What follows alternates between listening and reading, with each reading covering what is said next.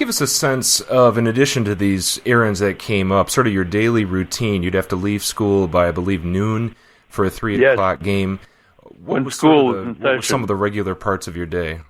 Well, I would eat my lunch on the streetcar on the way down to Briggs Stadium.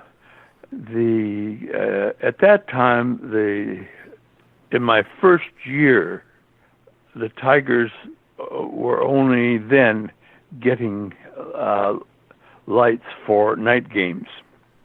And so usually games were played in the afternoon, and we usually started at about 3 o'clock or at the very latest 3:30. The work that had to be done before the game was then done the night before.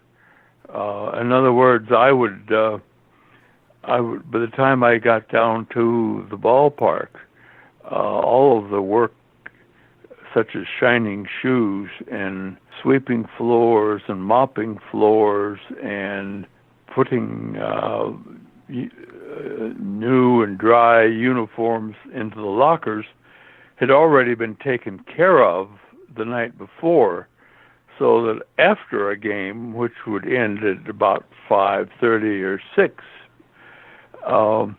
we would get to work.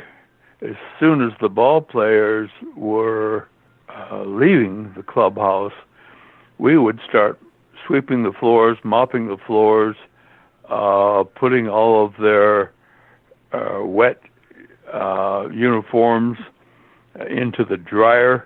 We would shine all of their baseball shoes for the next day. And we always hated for them to be playing in the rain, because that meant that the shoes would be muddy, and it just took so much longer. But all of that work, cleaning the toilets, for example, cleaning the showers, all of that work had to be done when we showed up for work the next day. And that was true for Batboys. It was true for the boys who worked just in the clubhouse and didn't wear a uniform for the game.